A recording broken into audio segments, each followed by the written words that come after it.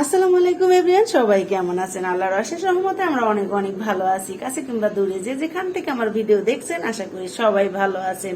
আজকে সারাদিন আমি কি কি করব সেগুলো নিয়ে আপনাদের সাথে একটা ছোট্ট ব্লগ ভিডিও শেয়ার করব। আজকে আমি বিন্নি চালের ফিরনি রান্না করব। আর এই বিন্নি চাল কোথা থেকে এনেছি, কে দিয়েছে, বা বিন্নি চাল কোথায় পাওয়া যায় সেটা নিয়ে আজকের এই ভিডিওটা আমি আলোচনা করব। তো এই তো বিন্নি চাল, এটা হচ্ছে জুম চাষের বিন্নি চাল। এটা নতুন ধানের চাল, অর্থাৎ ভাবি, আমার চাকমা ভাবি কয়েকদিন আগে বাড়িতে গিয়েছিল রাঙামাটি, তো ওখান থেকে আমাকে নতুন চাল এনে দিয়েছে। আমার আগের চালও বিন্নি আছে, তো ভাবি বলেছে নতুনটার পায়েস বা ফিরনি এটা বেশি মজা হয়। তো এটা আমি ভালো করে পানি দিয়ে ধুয়ে নিচ্ছি। আমি বেশ কষলিয়ে কষলিয়ে 2-3 বার পানি দিয়ে ধুয়ে ভিজিয়ে রেখেছি।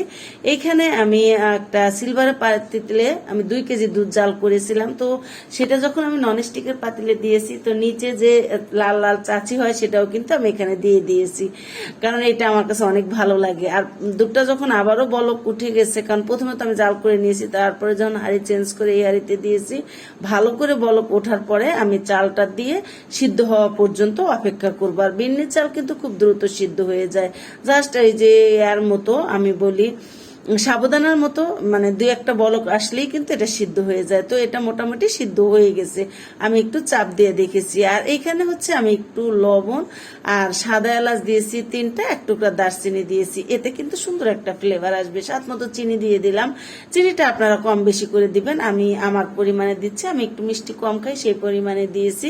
আর চিনি দেওয়ার পরে আমি এখানে নারকেল কোরানো দিচ্ছি। আপনারা একটু নারকেল কোরানো বা ছোট ছোট করে কেটে দেওয়ার চেষ্টা করবেন, তাহলে এটা খেতে বেশি ভালো লাগে। এটা হয়তো আমি পারফেক্টলি আমি চাকমা ভাবির কাছ থেকে যতটুকু শিখেছি, তার কাছ থেকে যতটুকু শুনেছি, সেভাবে আমি রান্না করার চেষ্টা করতেছি। আসলে পারফেক্টলি হচ্ছে কিনা সেটা কিন্তু আমি বলতে পারবো না, কারণ এটা যেহেতু আমি চাকমা ভাবির কাছ থেকে শেখা। আমাদের অঞ্চলে তো আর বিন্নি চাষ হয় না। তো আমার পায়েসটা আমি রান্না করে নিলাম, আপনারা দেখে নিলেন। আমি চিনিটা পরিমাণ মতো দিয়েছি, এখানে প্রায় 1.5 কাপ নারকেল কোরানো দিয়েছি, এবং ফ্রেশ নারকেল কোরানো ঘন হওয়ার পরে আমি ঢেলে নিয়েছি।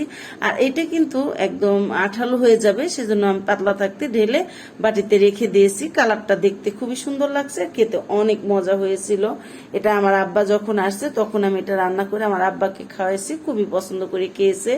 আর হচ্ছে সন্ধ্যায় কি করব, আমাদের তো সকালে কি করব, দুপুরে কি করব, রাতে কি করব চিন্তা করি। তো আমি বিকেলের জন্য, অর্থাৎ সন্ধ্যার নাস্তা হিসেবে আমি চিকেন ছোট ছোট করে কেটে ম্যারিনেট করে রেখেছিলাম, সেটা এখন ফ্রাই করে নিচ্ছি। আর এখানে আমি হচ্ছে আলুও ফ্রাই করে নিব। অর্থাৎ এই যে আমার আলু কিন্তু হয়ে গেছে। ফ্রেঞ্চ ফ্রাই আর চিকেন ফ্রাই, এই দুটাই আমার বাচ্চাদের আমি আজকে নাস্তা হিসেবে দিয়েছিলাম।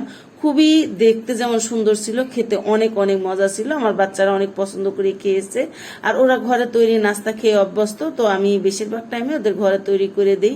ভিডিওটা কেমন লাগলো